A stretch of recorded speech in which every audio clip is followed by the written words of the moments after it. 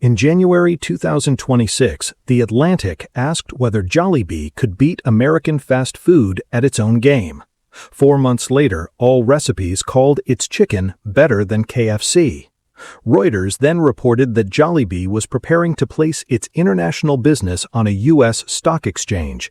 And in Texas, the Filipino chain began exploring a 15-store expansion in San Antonio. But this invasion did not begin in America. It began in 1981 when McDonald's entered the Philippines expecting to dominate and found a local bee waiting for war. Subscribe to Production Pathway because this is not a story about who made the better burger. It is the story of the one market McDonald's could enter, grow inside, and still never control. Chapter 1. The Giant Arrives. Before Jollibee became a national symbol, it was an ice cream business. Tony Ton Cactiong's family opened an ice cream parlor in 1975. But customers kept asking for hot food, and those meals quickly became more popular than the ice cream. By 1978, that small experiment had transformed into Jollibee. Then McDonald's arrived. The giant brought global recognition, professional training, deeper systems, and a business model already proven around the world. Jollibee had only a few years of experience. On paper, this should have been an execution, not a rivalry.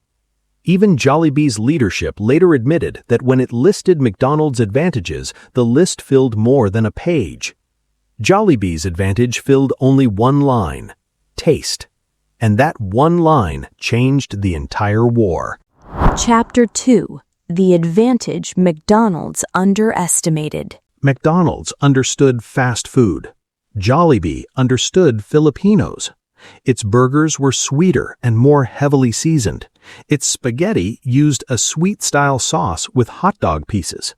Rice was not treated like an unusual side dish, and fried chicken with gravy became chicken joy. To an outsider, the menu could look strange. To Filipino families, it tasted familiar.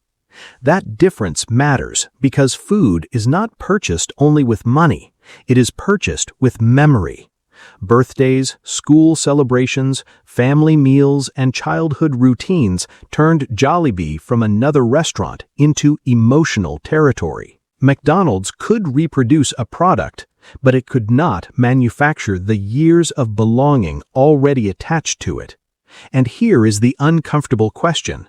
When a global company enters your country, should local customers adapt to the brand, or should the brand adapt to them? Tell me in the comments, in this battle, was taste genuinely more powerful than McDonald's scale? Chapter 3. The Moment the Giant Changed. McDonald's did adapt. Its Philippine operation developed localized offerings such as sweet spaghetti, bone-in fried chicken, rice meals, and breakfast products designed around Filipino preferences. That does not prove every product was directly copied from Jollibee, but it reveals who was setting the terms of the fight. The company famous for standardizing fast food across the planet was now changing its formula inside Jollibee's home market. That was the hidden victory. Jollibee did not defeat McDonald's by becoming more American. It made McDonald's become more Filipino. And yet, McDonald's did not disappear. It continued operating successfully and expanding across the country. This was not a corporate collapse. It was something much more frustrating. McDonald's succeeded, but could not take the crown. Chapter 4. The Thing Money Could Not Buy.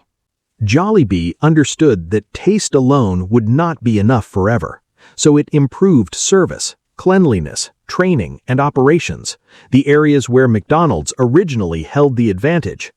But while Jollibee learned McDonald's strengths, McDonald's could never completely erase Jollibee's cultural advantage.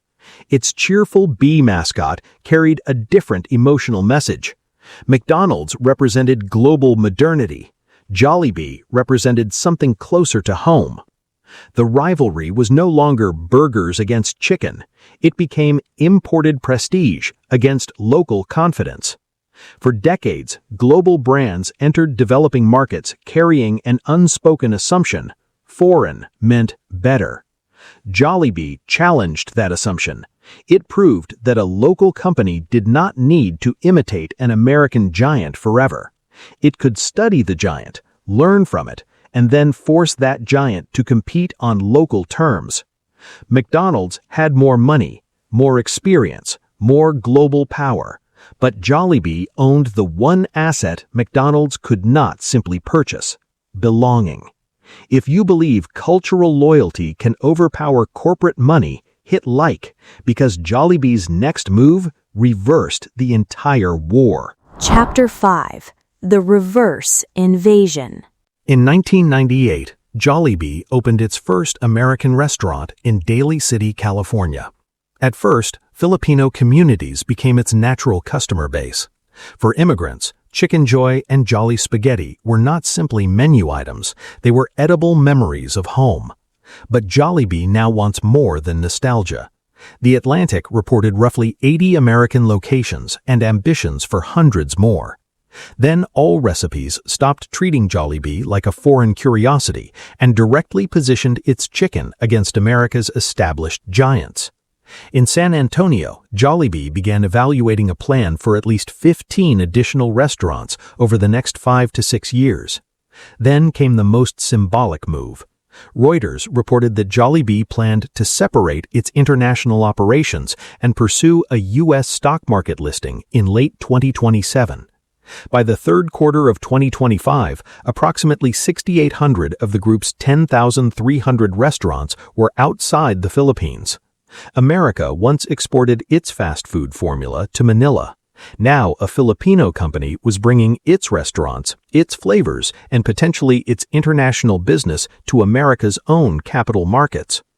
But Jollibee's most aggressive strategy had already been tested decades earlier, and it did not depend on building bigger restaurants.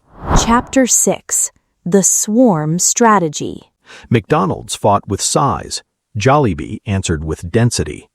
When a new McDonald's opened a large restaurant, Jollibee could not always match it building for building, so it used a more aggressive tactic: surround that giant with a ring of smaller outlets. One Golden Arches fortress could suddenly find Jollibee appearing across the neighborhood, closer to homes, easier to reach, and constantly visible. It was not about building the biggest restaurant, it was about owning the customer's route. McDonald's planted a flag. Jollibee covered the map. Every additional store reinforced a message the giant could not erase. This market already had a favorite. The strategy transformed Jollibee's smaller size into a weapon. One McDonald's location might have been larger, but multiple Jollibee stores could control more corners, more neighborhoods, and more daily decisions. Because you do not always defeat an empire by attacking its castle. Sometimes you make sure nobody can see it. Chapter 7: The Crown McDonald's Could Not Take. So why could McDonald's never defeat Jollibee? Not because McDonald's was weak, because its greatest weapon, global consistency, became a limitation against a competitor built around local identity. Jollibee protected the taste gap, transformed familiarity into loyalty, surrounded larger rivals with smarter coverage, and forced the world's most powerful fast food machine to fight on Filipino terms. But the next battle is harder. In the Philippines, Jollibee was defending its home territory. In America, it must convince customers with no childhood memories, no national attachment, and dozens of powerful alternatives. McDonald's could never take Jollibee's crown in the Philippines. Now the question is whether Jollibee can make America understand why.